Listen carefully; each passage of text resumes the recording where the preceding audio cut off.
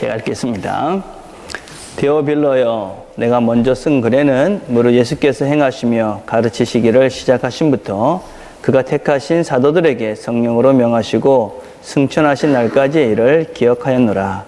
그가 고난 받으신 후에 또한 그들에게 확실한 많은 증거로 친히 살아계심을 나타내사 40일 동안 그들에게 보이시며 하나님의 나라의 일을 말씀하시니라. 아멘. 제가 그 아침마다 이렇게 즐기는 일이 있는데 뭐냐면 아침을 제가 만들어 먹는 겁니다. 여러분들이 알다시피 제가 아침을 먹는다고 그래서 만들어 먹는다고 그래서 뭐 대단한 건 아니고 아침에 이제 커피를 하고 이제 프렌치 토스트 뭐 간단한 이렇게 토스트를 해서 먹습니다. 근데 이제 더 이제 메인 제 드시는 이제 그 커피입니다. 그래서 이제 커피를 아침에 일어나면 이제 큐티를 하고 이제 음악을 듣고 그다음에 이제 커피를 만들죠. 이제 물을 끓이고 커피를 이제 브랜딩해서 갈고 피터로 이제 커피를 볶고 그러면 이제 아주 기분 좋은 하루를 시작합니다. 근데 사실은 이 커피를 이렇게 뭐 이렇게 해보면 사실 똑같은 일입니다. 뭐 똑같은 커피에 뭐 똑같은 뭐 물에 뭐 거진 뭐 똑같은 건데 근데 어느 날에 따라서 어느 날은 이 커피가 되게 맛있고 어떤 날은 커피가 되게 맛이 없습니다. 근데 제가 생각을 했어요. 왜 커피가 똑같은 커피고 똑같은 뭐 물이고 똑같은 기계에 똑같은 것인데 왜 그렇게 맛이 다를까? 이게 생각을 조금 해보니까 그냥 똑같은 커피고 똑같은 것인데 그날 제가 이렇게 준비를 하면서 그냥 대충 막 그냥 슉슉슉 해버리면 뭐 적당히 커피도 그냥 확 갈아서 그냥 해버리고 물도 원래는 천천히 똑똑똑 이렇게 되는데 아예 바쁘니까 확 부어버리고 막 이러고 나면 커피 맛이 훨씬 없습니다. 사실은 뭐 아주 작은 일인데 이 느낌은 아주 다릅니다. 이 커피를 한 잔 마시는 일조차도 이렇게 보니까 아주 작은 건데 거기에 얼마만큼 나의 이 마음과 정성이 들어가느냐에 따라서 이 맛이 달라집니다. 여러분들이 이제 인생을 살아가면서 특별히 자녀를 키울 때도 마찬가지라고 생각을 합니다. 아주 작은 일이지만 특별히 자녀를 키울 때는 정말 작은 일이지만 그 자녀를 어떻게 다루냐에 따라서 그 아이의 인생은 아주 많이 달라집니다. 우리가 내 생각이 아닌 성경의 방법대로 자녀들을 잘 다뤄야 됩니다. 이런 아기뿐만이 아닙니다. 우리 인생도 마찬가지입니다. 우리의 인생. 2013년이 7월하고 오늘 7일입니다. 그러니까 2013년 절반이 지나갔어요. 그죠? 예. 그럼 어땠습니까? 2013년, 그럼, 절반이 지나갔네? 참 잘 지나갔다. 뭐, 그렇습니까? 야, 벌써 2013년 절반이 지나갔나? 어떻습니까? 여러분들이 어떤 2013년에 대해서 느끼는 그런 2014년의 맛. 그것은 여러분이 그 시간들을 어떻게 다루었느냐, 그 시간들을 어떻게 사용했느냐에 따라서 2013년을 뒤돌아보는 여러분의 어떤 인생의 맛은 다 다를 것이라고 생각을 합니다. 2013년의 시간들을 여러분들이 참 의미 있게 잘 썼었으면 아마 여러분은 2013년의 중간쯤 와 있는 지금 참 잘했다. 그리고 그 2013년 참 맛있을 겁니다. 그죠? 근데 만약에 2013년이라는 그 시간의 그런 시간들을 여러분이 그냥 막 보내버렸다면 아마 그것은 아프고 쓸 것입니다. 우리에게 주어진 시간을 내가 어떻게 다루느냐에 따라서 그 결과는 항상 다르게 나타난다는 것입니다. 그러나 여러분 너무 아쉬워하지는 말길 바랍니다. 우리에게는 아직까지 2013년이라는 한 해가 절반이 남았기 때문에 그렇습니다. 여기 앉아있는 모두, 저를 포함해서 아직까지 인생이라는 삶도 그렇습니다. 인생도 절반이 넘게 남았습니다. 저도 100살 넘게 살 거기 때문에 그러면 아직 절반이 남은 거예요. 그죠? 근데 여러분들은 저보다 훨씬 더 많은 인생이 남았습니다. 그죠? 그래서 무엇이든지 할 수 있는 충분한 시간이 남아있고 그리고 어떤 면에서는 무엇이든지 새롭게 시작할 수 있는 충분한 시간이 여러분에게 있습니다. 여러분. 성경 공부하는데 그 학생이 이런 얘기 하더라고요. 박명수가 한 말 중에 늦었다고 생각할 때는 이미 늦은 것이다. 제가 이런 쓸데없는 놈 뭐 있나 이러고 제가 인터넷 찾아봤습니다. 정말 이렇게 말했을까? 찾아보니까 그 다음에 있더만이 제가 보니까 그렇게 말한 친구는 국어 실력이 부족한 겁니다. 뭐라고 했냐면 늦었다고 생각할 때는 이미 늦은 것이다. 당장 시작해라. 이렇게 되어 있습니다. 여러분. 그러니까 중요한 건 뭡니까? 늦었다고 시작할 때 늦었다. 그게 아니라 당장 시작해라에 포인트가 있는 겁니다. 그죠? 무슨 말이에요? 그러니까 정한 앞에 것만 보고 그죠? 이 뭐 쓸데없는 소리 한 거예요. 예. 여러분 늦었다고 생각할 때가 늦은 것입니다. 그게 어떻게 해야 됩니까? 바로 지금 시작하면 된다는 것입니다. 그죠? 그래서 이 주어진 시간들, 이 시간들을 어떻게 가치 있게 보낼 것인가? 그게 우리가 또 2013년 나머지 절반을 나중에 평가할 때 우리의 시간에 대한 맛을 누릴 수 있을 것이고 우리 인생의 마지막쯤 갔을 때 그 인생의 마지막에 우리가 우리 인생의 맛을 느낄 수 있는 그 타이밍이라고 생각을 합니다. 우리가 당분간은 사도행전을 같이 살펴보려 합니다. 사도행전은 제가 늘푸른 교회에 있을 때 한 1년 좀 넘게 이렇게 강의를 한 적이 있었습니다. 근데 그때 해보면 다 못했어요. 좀 아쉽게도 다 못했고 제가 다시 한번 보니까 참 설교는 지나고 나면 항상 후회스럽습니다. 설교 이렇게밖에 못했나 이런 안타까움이 있는데 모르겠습니다. 이번에 또 하면 그런 후회가 또 될는지 모르겠지만 지난번보다는 조금 더 준비를 해서 조금 더 잘 한번 해보려고 합니다. 사도행전을 왜 택했느냐? 사도행전을 택한 이유는 여러 가지 있지만 그것보다도 이 사도행전은 이 교회, 신약 교회가 어떻게 시작됐는가 그 기초에 대한 책입니다. 그래서 사도행전을 잘 보면 교회의 기초가 뭔가 그리고 어떻게 교회의 직분자들을 세워가고 또 교회를 어떻게 잘 세워갈 수 있을까 하는 이야기들을 우리 사도행전을 통해서 잘 배워갈 수가 있습니다. 두 번째 사도행전은 성령의 이야기입니다. 물론 우리가 오해를 하면 안 되는 것은 성령은 신약에만 있었던 것이 아닙니다. 성령의 사역은 구약부터 이미 많은 성령의 사역이 있었습니다.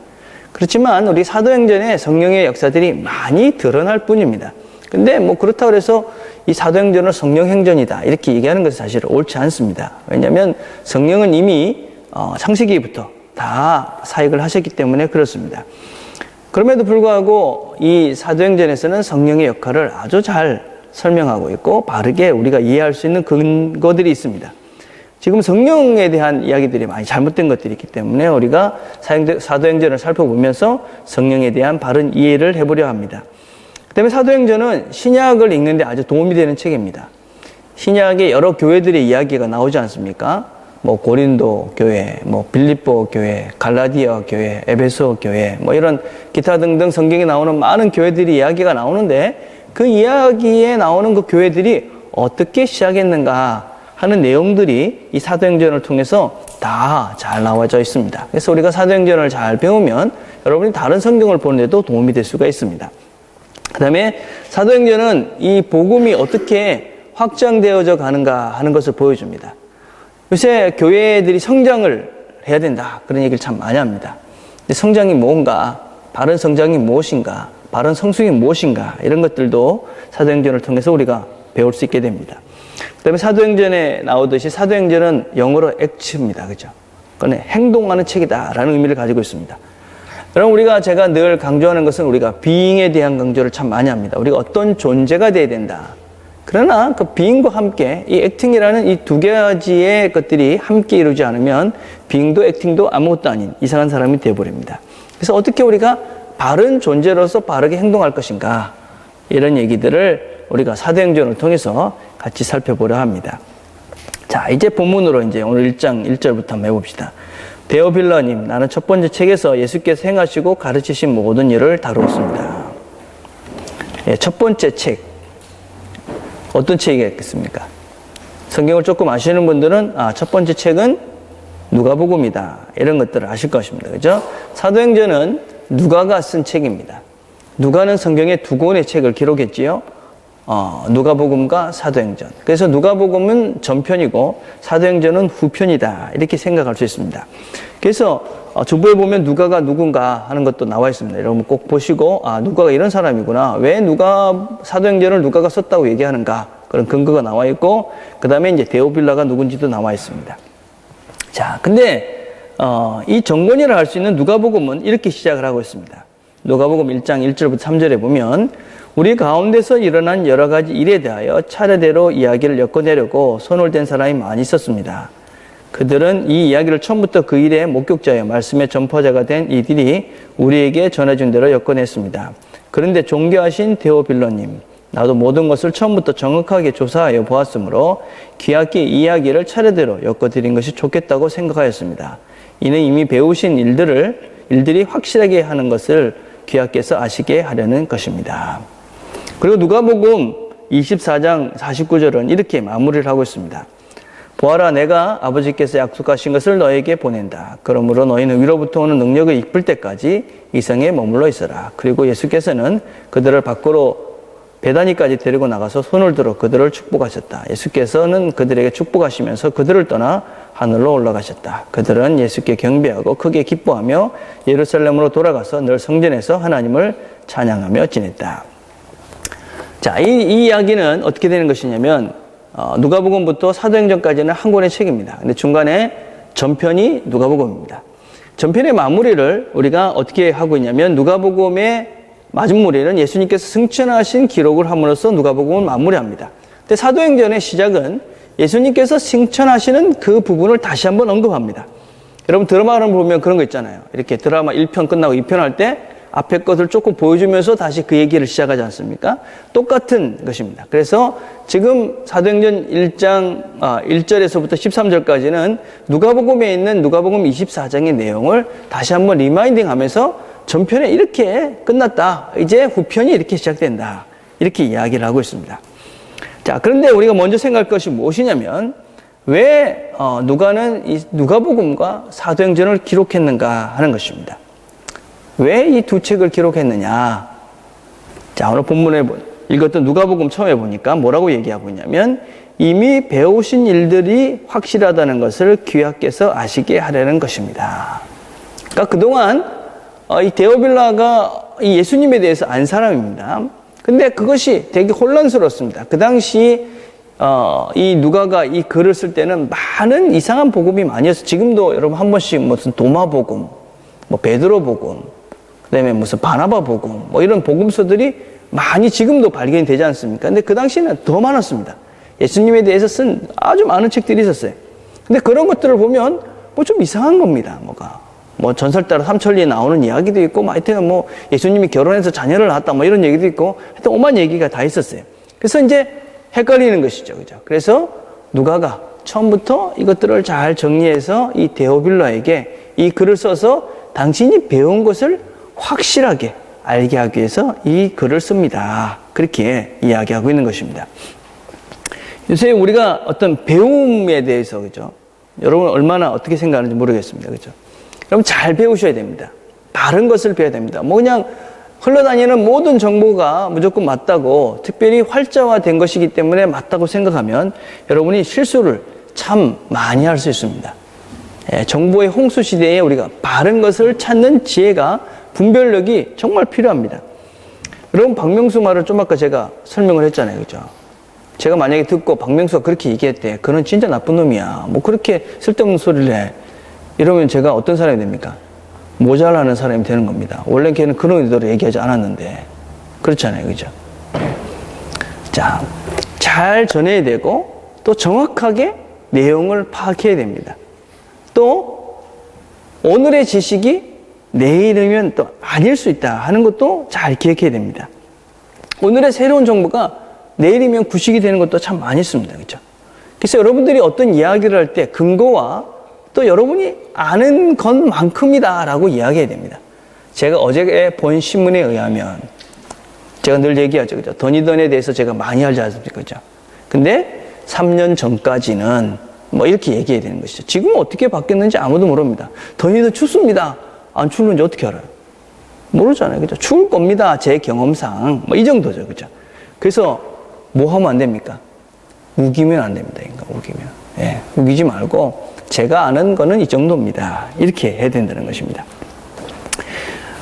얼마나 우리가 이 잘못된 인포메이션과 잘못된 정보 속에 살고 있느냐, 또 잘못된 가르침 속에 살고 있느냐.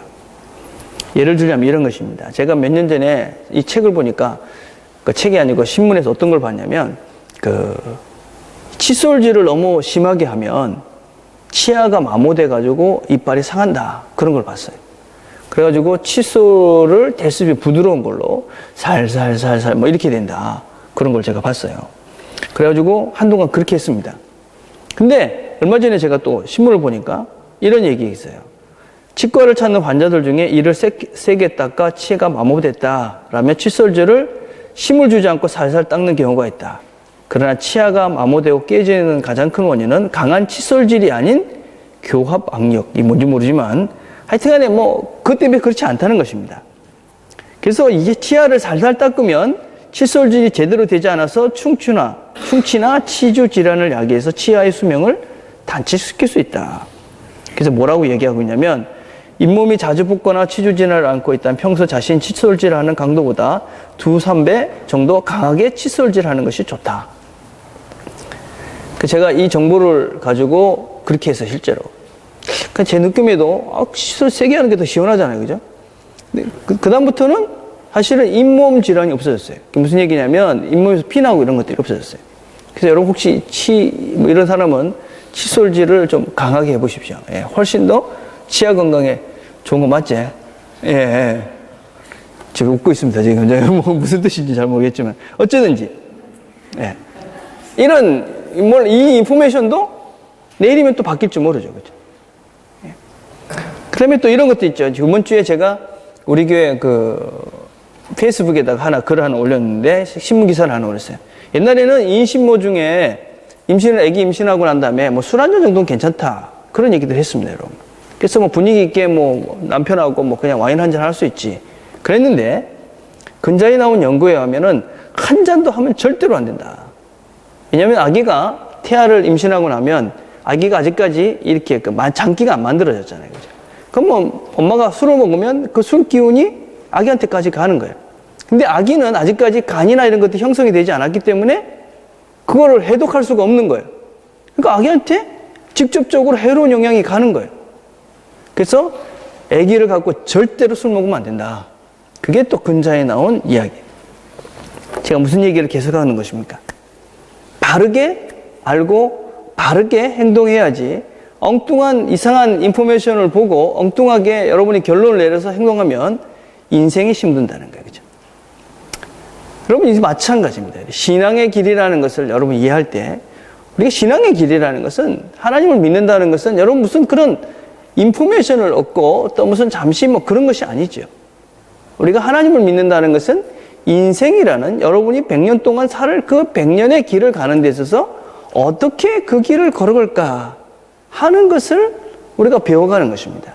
내 인생 전체 100년을 다 살고 난 다음에 후회스럽지 않은 그 길을 찾아가는 것이 신앙인입니다, 여러분.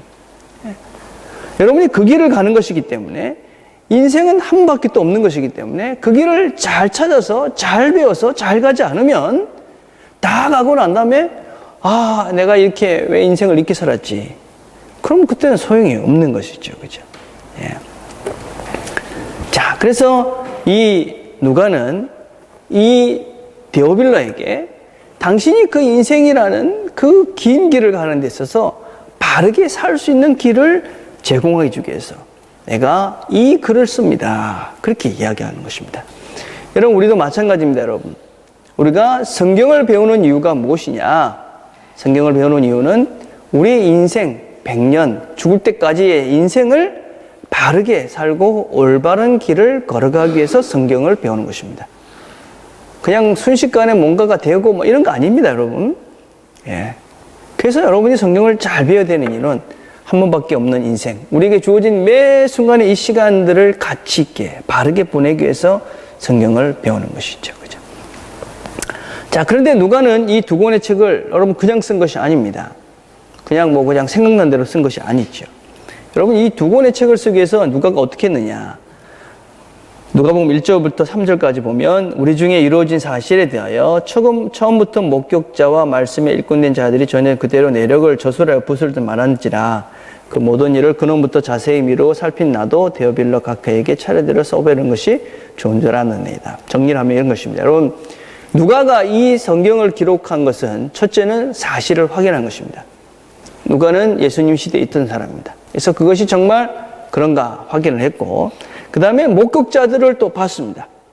목격자들이 있고 거기에 같이 다니던 사람들이 있었습니다. 그죠? 그래서 그 사람들이 전해준 내용들과 또 자기가 경험한 것들을 확인한 것입니다. 그리고 또 어떤 사람들이 그 내용을 가지고 글을 썼습니다. 편지를 썼어요. 또 어떤 예수님에 대한 이야기를 썼어요. 그것들을 이 사람은 또 다시 조사를 한 것입니다. 그러한 다음에 그런 모든 사실을 확인하고 목격자들을 인터뷰하고 그리고 쓰여진 모든 글들을 확인한 다음에 자기가 다시 한번 정리한 것이 누가복음과 사도행전입니다. 여러분, 누가는 의사입니다. 의사. 그래서 아주 용이 주도한 사람이었습니다. 그래서 누가는 이 누가복음과 사도행전을 기록하기 위해서 그냥 대충 쓴 것이 아니라 사실을 확인하고 목격자들로 인해서 목격자들을 확인하고 그리고 다시 그 쓴 글들을 다시 한번 확인하고 그러고 난 다음에 자기가 다시 한번 확인한 것이죠. 여러분, 이 사람이 이 일을 위해서 얼마나 애썼는지 모릅니다, 여러분. 예. 여러분, 생각을 한번 해보십시오. 그 당시에는 2000년 전에는 인터넷도 없었고 전화도 없었습니다. 아무런 교통도 없었습니다. 예. 그런데 이것들을 하기 위해서는 직접 가야만 했습니다. 그걸 확인하기 위해서 사람을 만나야 됐고, 그렇죠? 그 글들, 여러분, 지금은 우리가 그냥 쓰면 되고, 아이패드 그냥 쓰면 되지만, 그 당시 그런 것도 아니었죠. 글을 쓰기 위해서는 양피지, 이런 데다가 글 쓰는 것이 작은 일이 아니었습니다.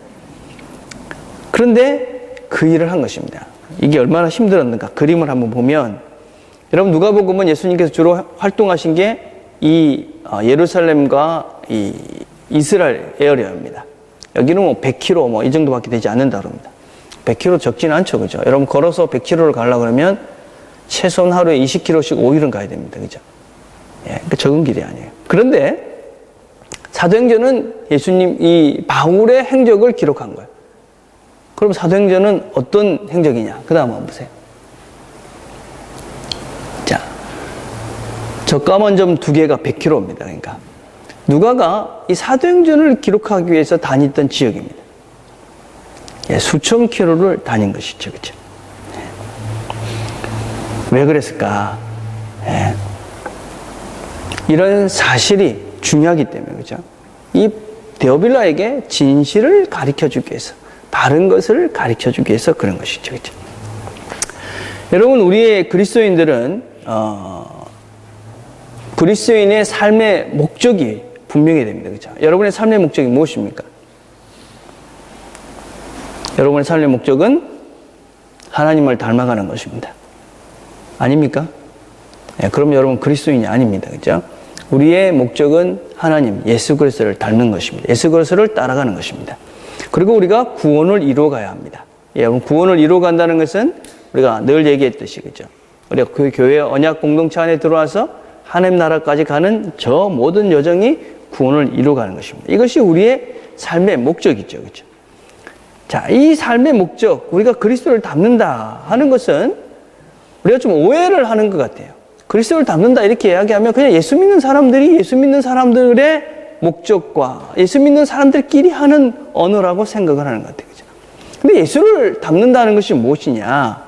예수를 닮는 것은 완전한 한 인간으로 이 땅에 오신 하나님을 닮는 것입니다. 그래서 우리가 예수를 닮는다는 것은 우리 인생에 있어서 가장 가치 있는 것이고 가장 의미 있는 존재가 되는 과정입니다. 여러분이 생각하기에 완벽한 사람이 있다. 그럼 그 사람을 닮아가야 안 되겠습니까? 그죠? 완전한 인생을 산 사람이 있다. 이 땅에서. 그럼 그 사람을 닮아가는 것이 당연한 것이죠. 그죠? 예. 그래서 우리가 예수를 닮는다는 것은 완전한 인간이시고 또 완전한 삶을 사신 그분을 닮아가는 것입니다. 왜냐하면 우리도 완전한 인생, 가치 있는, 의미 있는 인생을 살기 위해서인 것입니다. 그죠? 자, 그것에는 구원이라는 우리가 영생을 준비하는 과정도 함께 포함이 됩니다. 그래서 우리가 예수를 닮는다 하는 것은 다른 식으로 얘기하면 바른 인간이 된다 하는 것입니다. 여러분. 바른 사람, 좋은 사람, 뭐 이런 사람이 되는 거, 진짜 바른 사람, 그죠? 바른 인격, 바른 품성, 그런 사람이 되는 것입니다. 그죠? 요새 한국에서 이렇게 보면 좀 유명한 이야기들이 많이 나옵니다. 무슨 된장녀, 지하철 무개념녀, 막말남, 막말녀, 뭐 이러면서 뭐 이상한 소리들이 많이 나옵니다. 여러분, 그런 거 보면 무슨 생각이 듭니까? 이게 인간이가? 뭐 이런 생각이 들잖아요. 그죠? 뭐 사람도 아니네. 뭐 이런 생각이 들지 않습니까? 우리나라 대통령 중에 한 사람이 나는 29만 원밖에 없어. 그런 사람도 있습니다. 그죠? 그 인간이 아니죠. 그죠? 예. 예. 지가 어찌 29만 원밖에 없다. 그런 얘기를 합니까? 그죠? 참 안타까운 것입니다. 그죠? 여러분, 사람이 올바르게 되지 않는데 소유가 있으면 그것은 독이 됩니다. 그죠? 여러분, 인간이 되지 않는데 지식이 많아지잖아요. 사람이 올바르게 되지 않는데 지식이 많아지면 그 사람은 아주 소인배가 됩니다. 지밖에 모르는 외골수가 됩니다. 여러분, 주변에 보십시오. 박사들 중에 마음이 넉넉한 사람들이 잘 없습니다. 그죠? 네. 여러분, 사람이 안 되는데 돈이 많다. 그럼 어떻게 되느냐? 방탕하게 됩니다. 예, 재벌들, 뭐 이런 사람들 왜 문제가 많습니까? 인간이 안 돼 돈은 많으니까 뭐합니까? 예, 방탕하게 돼 있습니다. 인간이 안 됐는데 이 명예가 생기면 어떻게 되겠습니까? 교만해지죠. 예. 인간이 안 됐는데 힘이 생기면 어떻게 됩니까? 사람을 죽입니다. 예. 그 대표적인 사람이 29만 원밖에 없다. 그런 사람입니다, 여러분. 힘이 있으니까 그 힘 갖고 인간이 안 됐으니까 지 하고 싶은 걸 다 하는 것입니다. 그러니까 사람도 막 죽이는 것입니다, 여러분. 그죠? 자, 우리가 완전한 한번 그리스도를 닮아가는 것, 이것이 신앙인데 우리가 이렇게 인간이 되지 않으면 우리가 가지고 있는 것이 사실 우리 모두에게 독이 됩니다, 여러분. 그죠? 그래서 우리가 인간이 바로 돼야 돼. 사람이 바로 되는 것이죠. 완전한 사람이 인격이 먼저 돼야 되는 것이죠. 그죠? 그래서 그분을 닮아가는 것입니다. 그죠? 그럼 그분을 닮아간다는 것은 많은 의미가 있지만 무엇입니까? 그분을 닮아가는 것은 사랑하는 것입니다. 사랑하는 것. 그래서 성경의 모든 이야기를 한 걸로 딱 축약하면 하나님을 사랑하고 이웃을 사랑하라 하는 것입니다. 여러분, 근데 사랑은 뭡니까? 잘 따라오셔야 됩니다. 지금 뭐 이렇게 엉뚱한 생각하고 있어서 못 따라오니까 잘 들으십시오. 사랑은 뭡니까? 저희 교회에서 사랑의 정의는 초콜릿을 같이 먹는 거 이런 것 아니고, 그죠? 뭐 희생이고 뭐 이런 게 아니고 사랑은 영적 성숙을 돕는 행위다. 그랬습니다. 영적 성숙을 돕는 행위. 여러분, 진정 사랑하는 것이 무엇이겠습니까? 그 사람이 바르게 성장하도록 돕는 것입니다. 그죠? 예. 여러분, 왜 사랑이 이 영적 성숙을 돕는 행위입니까? 여러분 인생의 목적이 뭐라고 그랬습니까? 예수님을 닮는 것이라고 그랬습니다. 그죠? 왜 예수님을 닮는 것이 여러분 인생의 목적입니까? 그것이 가장 가치 있는 일이기 때문에 그렇습니다. 맞습니까? 여러분이 만약에 가장 가치 있는 일이 그것이 아니다 그러면 여러분 인생의 목표를 그걸로 잡을 필요가 없습니다. 그죠? 내가 예수를 닮는 것이 인생에 있어서 가장 중요하고 가장 가치 있는 일이고 의미 있는 일이기 때문에 그것이 내 인생의 목표가 된 것입니다. 근데 그것이 내 인생의 목표가 아니면 예수 닮는 것이 그렇게 가치 있는 일이 아니야. 그러면 그것이 인생의 목표가 될 필요가 없는 것이죠. 그죠? 근데 여러분이 진짜 여러분의 인생의 목표가 예수를 닮는 것이 여러분의 인생의 목표이다. 목적이다. 그렇다면 여러분은 사랑하는 사람들에게 무엇을 하시겠습니까? 그 사람이 그렇게 예수를 닮도록 도와주지 않겠습니까? 당연한 것이죠. 그죠? 이해가 되시죠? 그죠? 여러분이 생각하기에 가장 가치 있는 일, 그게 뭐예요? 예수를 닮는 거예요. 그럼 여러분이 가장 사랑하는 사람에게, 내 인생의 목표가 그러면 여러분이 가장 사랑하는 사람에게 당연히 해야 될 것은 그 일을 하도록 돕는 것이죠. 근데 내가 그렇게 하지 않는다. 내가 죽도록 사랑해. 나도 예수님도 죽도록 사랑해. 그런데 내가 사랑하는 사람이 있는데 예수님을 닮도록 노력하지 않아. 힘쓰지 않아. 아무것도 하지 않아. 그럼 두 개 중에 하나겠죠. 예수님을 사랑한다는 것이 뻥이거나 그 사람을 사랑한다는 것이 뻥인 것이죠. 그죠? 두 개 중에 하나는 거짓말이 될 수밖에 없는 것이죠. 자, 여러분 인생에 있어서 제일 중요한 것이 여러분 신앙 고백하고 여러분이 정말 목표로 세우는 것이 예수를 닮는 것이다. 그러면 여러분 삶에 있어서 가장 가치 있게 시간을 보내기 위해서 것은 어떻게 여러분의 시간들을 가장 가치 있게 보낼 수 있느냐? 예수를 닮는 일에 여러분의 시간을 보내면 가치 있게 보낼 수 있는 것입니다. 2013년을 다 지나고 난 다음에 그래 나는 2013년 후반기에 보니까 내가 예수를 그래도 조금 닮아가는 모습으로 변화됐어. 그런 흔적이 있어. 그럼 여러분의 시간은 가치가 있는 것이지. 또 다른 더 큰 가치는 무엇이냐? 내가 2013년을 보니까 내 사랑하는 사람이 나를 통해서 내가 사랑하는 사람을 잘 인카리지하고 해서 그 사람이 예수를 닮는 사람으로 바뀌어졌어. 그렇다면 여러분은 2013년이 영원히 가치 있는 시간이 되는 것이죠. 여러분이 둘이 아무리 사랑한다 하지만 사실은요, 뭐 지금 열심히 뭐 죽고 못 사는 것 같아도 헤어질 수 있습니다. 그죠? 예. 좀 많이 봤기 때문에, 그죠? 결혼해서 뭐 살기 전까지는 그죠? 다 헤어질 가능성 다 있는 거예요. 그죠? 그런데 여러분이 그 흔적이 같이 있게 되기 위해서는 그래도 제가 보니까 정말 영적인 성숙을 위해서 서로가 격려하고 위로하고 그런 흔적들은 시간이 많이 지나도 그 사람 때문에 내가 이만큼 성숙해졌어. 진짜 사랑한 사람입니다, 여러분. 그 사람이. 예. 그런 행위들을 하나도 하지 않는다. 진짜 사랑하는 건지 아니면 신앙이 있는 건지 뒤돌아봐야 됩니다. 그죠? 그런 행위들을 뭐 사귄 지 2년, 3년이 됐는데도 아무것도 안 해. 그럼 두 개 중에 하나는 거짓말이겠죠. 그죠? 이 사람이 예수를 믿는 건 아닙니다. 그죠? 아니면 내가 안 사랑하는 것이죠. 그죠? 2013년 절반이 남았어요. 그죠? 1년을 어떻게 여러분 마무리하고 싶습니까? 잘 생각을 해보십시오. 이 한 해를 잘 마무리하기 위해서는 여러분의 형상들이 여러분이 하나님을 닮아가는 것입니다. 그리고 여러분 사랑하는 사람들을 하나님을 닮아가는 존재로 바꿔가는 일을 하는 것입니다. 누가라는 사람은 데오빌라라는 한 사람을 위해서 자기의 인생의 정말 전부를 투자했습니다. 한 사람. 그 사람이 신앙으로 바로 서기 위해서. 이게 예수님을 아는 사람이고 예수님을 진짜 사랑하는 사람이고 사람을 정말 사랑할 줄 아는 사람입니다.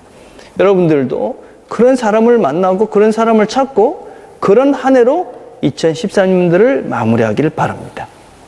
자, 그 다음에 이제 우리가 해야 될 게 무엇입니까? 자, 오늘 본문 또 다시 한번 가봅시다.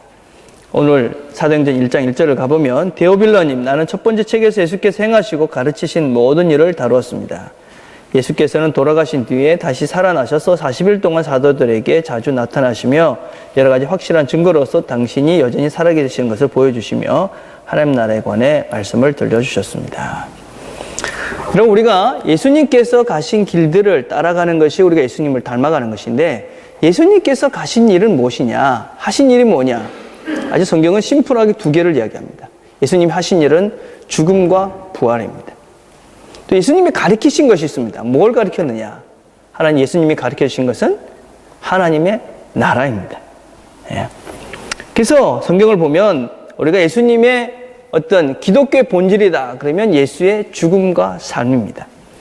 그 다음에 우리가 배워야 될 것은 무엇이냐면 하나님의 나라입니다. 그러나 이것은 다른 것이 아닙니다. 여러분 죽음과 부활은 구분할 수 없는 것이죠. 그죠? 여러분 죽어야 부활합니다. 그죠? 예. 여러분 제가 그 한비아의 책에 이런 것이 있었습니다. 그것은 사랑이었네라는 책에 이런 것이 있어요. 천길 벼랑 끝 100m 전 하나님이 날 밀어내신다. 나를 긴장시키려고 그러시나. 10m 전 계속 밀어내신다. 이제 곧 그만두시겠지. 1m 전 더 나갈 데가 없는데 설마 더 미시진 않을 거야. 벼랑 끝. 아니 하나님은 날 벼랑 아래로 떨어뜨릴 리가 없어. 내가 어떤 노력을 해왔는지 너무나 잘 아실 테니까. 그러자 하나님은 벼랑 끝자리에 간신히 서 있는 나를 아래로 밀어내셨다. 그때 알았다. 나에게 날개가 있다는 것을. 신앙생활이라는 것은 무엇이냐면 내가 그리스도 안에서 죽는 것입니다. 예수님 때문에 죽는 것입니다. 죽고 나면 내가 날개가 있었구나. 내가 부활하는 거구나. 내가 죽고 나니까 주님이 나를 살리시는구나. 이게 사실은 신앙인입니다, 여러분. 그냥 내 맘대로 내가 하고 싶은 것을 바득거리면서 하는 것이 아니라 그냥 나는 죽는 것입니다, 여러분. 그러면 하나님이 살리는 것을 경험하는 것이 신앙인입니다. 내가 그냥 막 이러면은 여러분 아무것도 할 수 없습니다, 여러분 사실. 그죠? 여러분 살면서 그런 거 경험해 보셨죠? 내가 내 자존심을 확 죽이니까 어떻게 됩니까? 관계가 살아나잖아요. 그죠? 내 욕심을 죽이고 나니까 어떻게 됩니까? 넉넉한 마음들이 막 살아나잖아요. 그죠? 내 죄에 대해서 죽으니까 어떻게 됩니까? 그러니까 영생의 문이 열리는 것을 경험하지 않습니까? 내가 죽어야 하나님이 살립니다. 죽는 건 내가 하는 것입니다. 여러분이 죽어야지 하나님이 살릴 수가 있습니다. 주일학교에서 이런 일이 있었다고 그래요. 천국에 어떻게 갑니까? 아마 선생님은 이런 걸 기대했겠죠. 믿음으로 갑니다. 이렇게 얘기했을 것인데 주일학교 어린이가 그랬대요. 죽어야 갑니다. 아주 명언입니다, 여러분. 천국은 죽어야 갑니다, 여러분. 예. 암세포의 특징이 뭡니까? 암세포의 특징은 안 죽는 겁니다. 안 죽고 계속 살아있으면 그게 자꾸만 다른 걸 먹고 이래가지고 암이 돼가지고 다 죽습니다. 그게 암세포의 특징입니다. 열매 맺는 나무의 특징이 무엇입니까? 열매를 맺으면 씨앗은 반드시 썩어서 죽습니다. 죽지 않고 열매 맺는 경우는 하나도 없습니다. 안 죽으면 암이 되고 죽으면 열매를 맺습니다. 여러분들이 죽어야 살아있는 것을 부활을 경험할 수 있고 죽어야 하나님 나라를 경험할 수가 있습니다. 여러분 가정에서 여러분 자신들이 죽어야 그곳에 하나님 나라가 이루어집니다. 여러분 관계들 속에서 여러분 자신들이 죽어야 그 속에서 하나님 나라를 누릴 수가 있습니다. 그냥 내가 살아서 내 뜻대로 내 원하는 대로 바둥거리며 살면 결국 다 죽게 되는 암에 걸리는 것이지. 다 죽는 것이지. 죽으면 열매를 맺습니다. 화평의 열매를 맺고 사랑의 열매를 맺고 온유의 열매를 맺고 그 과정에 진정한 천국의 열매가 맺어집니다. 설교를 정리하라 그러면 죽는 것이 뭐냐 그러면 성 마리키우스라는 사람이 있었습니다. 유명한 스승인데 제자가 와서 질문했습니다. 선생님, 우리가 세상에서 죽는 게 뭡니까? 이렇게 물어봤습니다. 그러니까 이 마리키우스가 이 제자에게 그랬습니다. 무덤에 가가지고 그 무덤에 대고 마음껏 욕을 해봐라.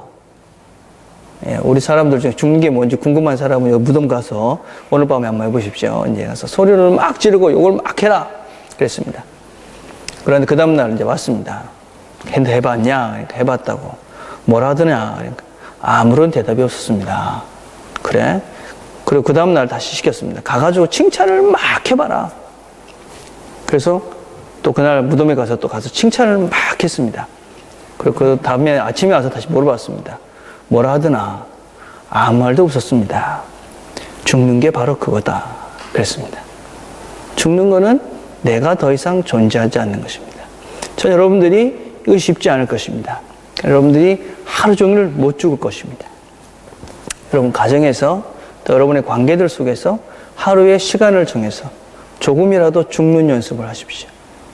여러분 관계들 속에서 정말 내가 몇 시부터 몇 시까지 내 자신을 죽일 거야. 그래서 누가 뭐라 그래도 흔들리지 않는 상태를 경험하십시오. 예, 누가 욕을 해도 칭찬을 해도 누가 나를 힘들게 해도 괴롭게 해도 나는 지금 죽은 거야. 그래서 여러분 그것들을 다 받아들이고 수용해 보십시오. 그러면 거기에서 뭘 경험할 수 있느냐? 아, 하나님이 살리시는 것을. 하나님이 살리시는 것을 경험하고 그곳에서 하나님의 나라를 여러분이 경험하게 될 것입니다. 이 땅에서 잘 죽어서 열매를, 하나님 나라를 누리는 저 여러분들이 되기를 바라겠습니다. 기도하겠습니다.